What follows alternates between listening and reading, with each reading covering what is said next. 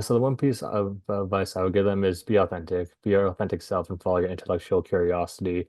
The reason behind that is in terms of being yourself, you're the number one. So I'm the number one Eric and the number one Devin.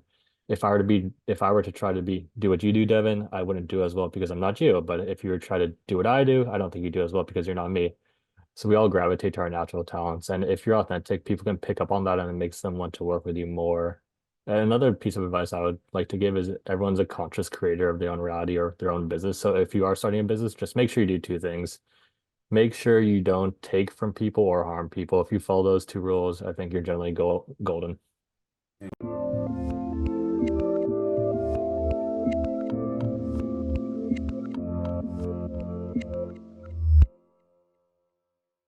Hey everyone, this is Devin Miller here with another episode of The Inventive Journey. I'm your host, Devin Miller, the serial entrepreneur that's grown several startups into 7 and 8 figure businesses, as well as the founder and CEO of Miller IP Law, where he helps startups and small businesses with their patents and trademarks. If you ever need help with yours, just go to strategymeeting.com, grab some time with us to chat, and we're always here to help. Now, today we've got another great guest on the podcast, Eric McHugh. And Eric started his journey going to the University of Irvine, or interned doing abroad doing a product management role, and also did another internship doing government affairs while going to college. And then out of college, went and worked at SnapLink.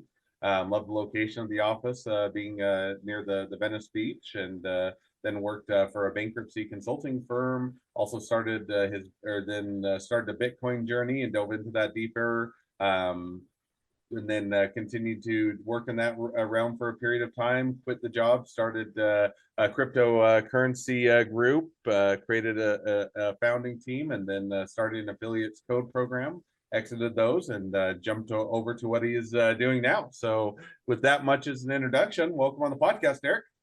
Thanks, Devin. I'm really looking forward to it. Hey, excited to have you on. So, with that, I just gave a quick run through to a much longer journey. So, why don't we rewind and unpack that a bit and tell us a little bit about how your journey got started going off to the University of Irvine? Sure, sure. Well, nice to meet everyone. My name is Eric. I'm 30 years old, and I'm blessed to be living in beautiful Southern California. My main hobbies right now are chess, Muay Thai, reading, and anything under the sun and meditation. Just got back from a 10-day Noble Science retreat, meditation retreat in Joshua Tree, then Pasta meditation, would highly recommend. I was fortunate enough to go to the University of California, Irvine. It's a UC school in California, obviously. During that time, I interned in a couple places. The first was in Barcelona, Spain, as a project manager. This was cool for two reasons. You got to see how different cultures work together. So me and the other intern team, we worked at a startup that only spoke Spanish, so communication was key. So working together with that different culture was an interesting experience. And the second reason I chose that was because traveling abroad is honestly pretty fun. The second internship I had was at a government affairs consulting internship in Washington, D.C. Again, as a college student, trying to gain experience in the relevant field seemed important. And honestly, traveling and working near the capital was a pretty great experience. So government affairs consulting is pretty much lobbying. So that consisted of a bunch of Excel work, a bunch of calls, a bunch of going to the Hill, taking notes. And as an added bonus, one of my mentors was on the Secret Service at the time. And so I got a pretty up close tour of the White House, which was pretty cool. In terms of right after college, my first, oh, God. Now, just a quick question on that. So, and I may have missed it. What were you studying in college? In other words, you went abroad, you did some governmental affairs. Did that correspond with what you're studying or relate to it, or was it kind of far field, or how did that go together? It was relatively related. So I studied psychology and business economics just because, I mean, psychology is interesting to me and going to business seemed like an ideal fit. And the reason I chose the affairs consulting internship was at the time I was thinking like lawyer, consultant, doctor. I didn't think I could be a good lawyer. Not really. I wasn't in med school at the time, so that left consultancy. And so to get the foot in the door, you usually want to intern at a firm. So that was the logic behind working in there specifically. And if you're doing consultancy in DC, it makes sense to make it government based. Hmm. So now, with that in mind, so you coming out of school, you get the degree, and then walk us through kind of where did your journey go from there? Cool. So I come out of school, I get the degree. I'm like every other college student, I'm just looking for a first full-time job. And at the time, I was mass applying everywhere, and I'm like, okay, tech seems cool. So I started looking at Snap Inc. My first full-time job out of college was at Snap Inc. And the two reasons I chose that position, and it was helping craft their ad algorithm. The two reasons I chose that position were the location. It was on Venice Beach, and it wasn't like any other tech campus in the sense they have one uniform building. They purchased a bunch of different houses along the boardwalk, so I was jumping around, working at different locations with different work pods. So I thought that was cool. And the second reason I chose that was the timing of the whole event, and that was around a month and a half prior to their IPO. So I wanted to see what it was like going through that with a company. And obviously I joined late, so I didn't have any like equity or anything, but just being around that type of energy seemed like a good experience. And it was. I learned a lot. That's where I really first started networking on the tech scene. So I'm grateful for that experience. Hmm. It was a contract role. So at the point of time when that ended, I'm like, okay, that was a fun experience, but now I really need to go down, get a full 9 to 5, what I call a suit job. So that's where started applying to consultant firms. So at the time, I was applying to like the main ones like Bain, BCG, McKinsey, and all that stuff. So I had the choice between BCG in Boston and the firm I chose in California. And I ended up going with the firm in California just because of family reasons. I wanted to be close to them. And so what that was a bankruptcy consulting firm. So what they do is when a Fortune 500 company goes bankrupt, there's plenty of debt that has to be sourced properly allocated. So there are different tiers of debtors, meaning like it's not called this, but it's like tier one, tier two, tier three, tier four. Tier one gets paid out first, tier two gets paid out second, tier four gets paid out last.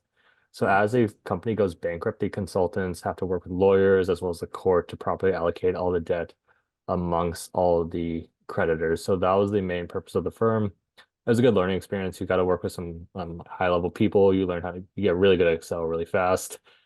And so at that point in time, that's when I was really getting going hard in my cryptocurrency journey. Like that's where I started. And So what at, got you into cryptocurrency? Was it just, generally working in bankruptcy in the financial realm and that, came across your radar? Or is there something more specific that kind of caught your interest, or kind of how did you or start your dive into the cryptocurrency?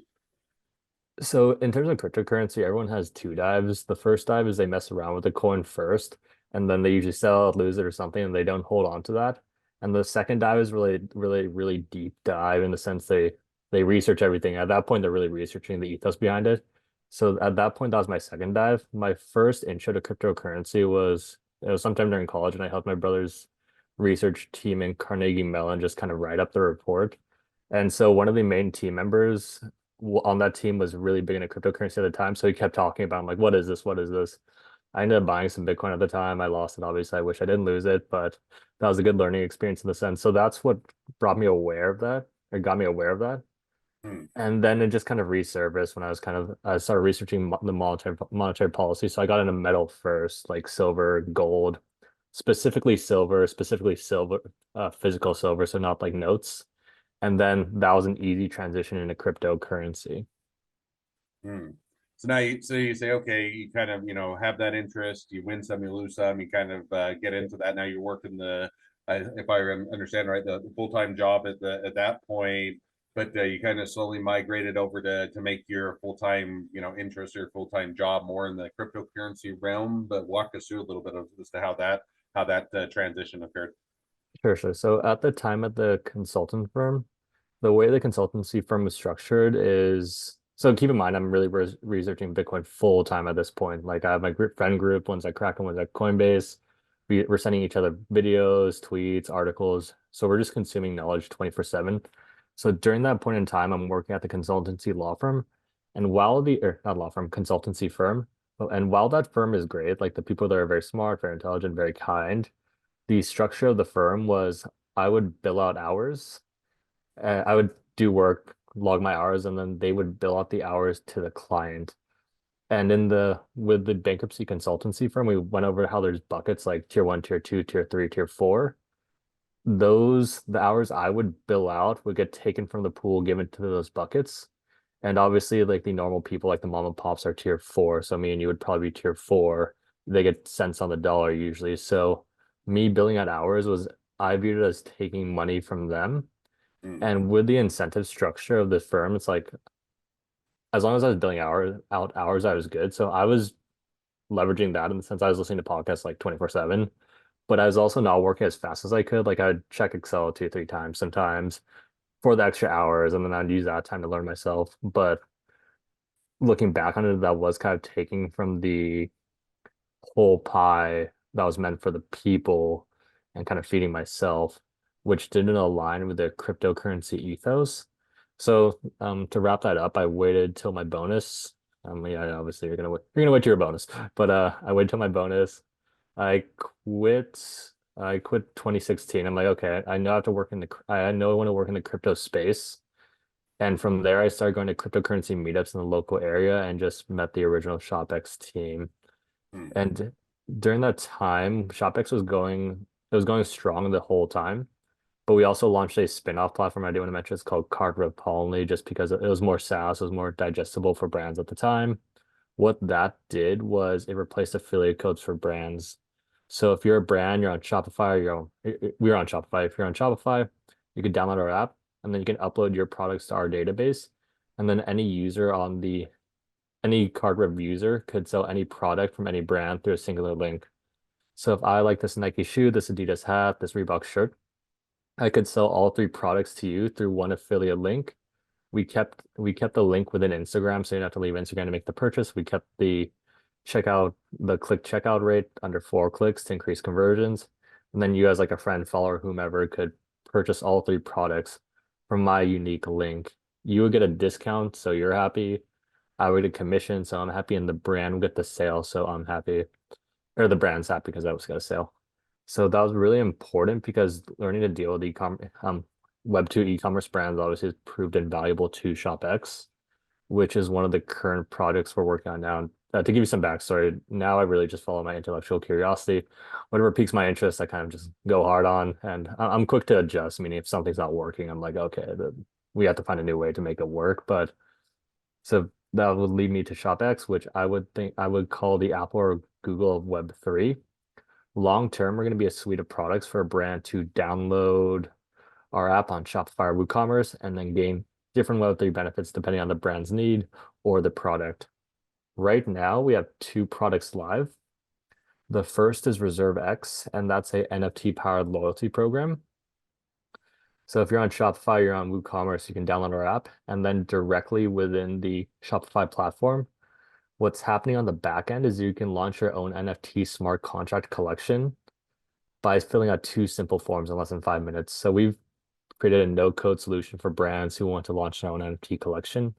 And the forms they're really simple. It's just like a image, a title, how many passes do you want, what do you want the price of the pass to be, and just really basic rudimentary information. As a brand, you create your collection, and then unlike normal NFTs, which are based on hype, you can add e-commerce benefits to that NFT. I call them passes just because it's digestible for other or for most people, but say like Nike launched their gold tier NFT pass. We love Nike. We purchased the pass as a way to support the brand. And then Nike can give our pass different benefits based on what they see fit. So if they want to give us discounts for being a pass holder, they can. If they want to give us exclusive products, they totally can do that. If Nike is working with like a athlete like LeBron James or something, Nike and LeBron could do like a Nike LeBron pass, and then all those pass holders could get exclusive LeBron merch. So you can do cool stuff like that. It's going really well. We have over 600 app downloads. We're about to go live on WooCommerce, and I think our keynote client would be Fox's new show, Kapopolis. So if you're a fan of Rick and Morty, the creator Dan Harmon launched a new television series called Kapopolis. If you're a crab chicken holder, you get to vote. Like your crab chicken may show up in the show. You get merchandise. You get to vote on what happens in the show. So it's a good way to get you invested. Hmm. So that's a brief summary of product our first product. And Now, so it just out of okay. curiosity, and you probably hit on it, and I'm sure I just missed it, but Okay. so as you're kind of working through this, how did this relate to the crypto journey, or did it? In other words, did you get into crypto and that kind of led you to this, or you folded that into that, or you exit that space for interest in that, or kind of walk us through a little bit as to how those, those interests interrelate. Okay, yeah. So they're completely related. So I started going through the crypto journey right after the consultancy job, and then I kept going. So I was going to cryptocurrency meetups, and that's where I met the ShopX team, and we've been working together ever since on various projects, the main one being ShopX. And so what ShopX is, think of like a bridge for a brand to enter Web3. And I guess to give your listeners some backstory, the difference between Web 1, Web 2, and Web 3 is Web 1 is read only, meaning from Web 1 we can read content. Web 2 is read and write. So if we're on Web 2, think of Instagram or think of Facebook, any social media platform. We can read and we can write content. But you don't own the content. Web 3 is read, write, and own, meaning we can read content, we can write content, and we can also own the content. So if you were to create a NFT, I buy it, there's a now connection between us that can't really get canceled. Mm, And for my overall incentive journey, it's I want to live a nice, peaceful life. I can't do that if I view the money system as corrupt or just not functional. And what originally led me to Bitcoin or metal first, but then Bitcoin later is I view the hard monetary supply as a way to at least start to fix that. And rather than onboard like my mom, my grandma, my brothers into Bitcoin one at a time over like a couple of Thanksgivings, if I could leverage ShopX and ShopX were to work with a major brand like Fox Studios or Nike or something, then they are incentivized to create an NFT platform for their users, meaning now they can earn money for mass onboarding people into the Web3 space. So if Nike customer wants the e-commerce benefits that come with the pass, they purchase NFT, they're the first NFT, and that's a 0 to 1 moment for a lot of people at scale. So that's kind of how I view the whole system. no, makes perfect sense. Sounds like a good mixture of the different interests, and allows you to explore and then pursue those and build a business around it. So that sounds awesome. So now as we've kind of reached the present day of your journey and even looking a bit as to where you're headed, great time to transition to the two questions I always like to wrap up each episode with. So we're going to jump to those now. So the first Yeah. question I always like to ask is, along your journey, what was the worst business decision you ever made? What'd you learn from it? So the worst business decision I ever made was at a past startup. We took money from the wrong people, and I would say that they're good. They're a great VC. I have nothing but respect for them, but they just weren't a right fit for our company specifically. Hmm. And the reason this was detrimental is because once you take money from the wrong people, they have a big space on the cap table, and they had a different vision of what they wanted the company to be versus what the founders wanted the company to be. So it's like there was a clash there where if we weren't executing on what they wanted to do, they would kind of like Hmm. not connect us with their full network unless we did it their way. But we're like, we're the ones building this from the ground up. We think this way is better. So just if you are trying to build a business and you are in the phase of going through like a round or anything, just ensure that you're aligned with your investors, and then it just works out much better. No, I think that's definitely an easy mistake to make, but a great But takeaway. In other words, a lot of times when you, especially when you get into a business, you're saying, "Hey, what we really need is capital funding." yeah, The runway to do things, which is all true, but then you also have to look at the long term of the business, saying, "Is this the right partner?" And it's not even that they're bad partners; it just may not be the right fit, the right amount. You give up too much control, you give up too much direction, you have different visions and all those, and all incorporating all those things into who you bring onto the business and whatever whatever form or fashion definitely can be impactful. So easy mistake to make, but a great yes. one to learn from. Second question now that I'd like to ask you. So now if you're talking to somebody that's just getting into a startup or a small business, what would be the one piece of advice you give them? So the one piece of advice I would give them is be your authentic self and follow your intellectual curiosity. The reason behind that is in terms of being yourself, you're the number one. So I'm the number one Eric and the number one Devin. If I were to try to do what you do, Devin, I wouldn't do as well because I'm not you. But if you were to try to do what I do, I don't think you do as well because you're not me. So we all gravitate to our natural talents. And if you're authentic, people can pick up on that and it makes them want to work with you more. And another piece of advice I would like to give is everyone's a conscious creator of their own reality or their own business. So if you are starting a business, just make sure you do two things. Make sure you don't take from people or harm people. If you follow those two rules, I think you're generally golden.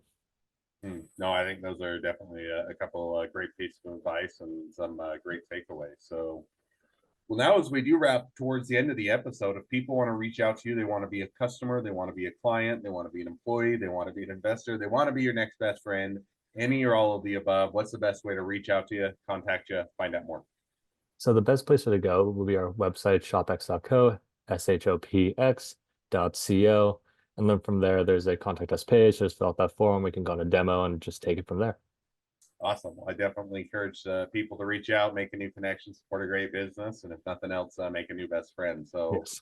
with that, thank you again, Eric, for coming on the podcast. It's been fun. It's been a pleasure. Now, for all of your other listeners that are out there, if you have your own journey to share and you'd like to be a guest on the podcast, we'd love to have you. Just go to inventiveguest.com, apply to be on the show. A couple more things as listeners. Make sure to click share, subscribe, leave us a review. Helps us to reach even more startups and small businesses along their journey to success. And on that note, if along your journey you ever need help with patents or trademarks or anything else with your startup or your small business, feel free to reach out to us by going to strategymeeting.com, grabbing some time with us to chat, and we're always here to help. Well, thank you again, Eric, for coming on the podcast, and wish the next leg of your journey even better than the last. Likewise, my friend.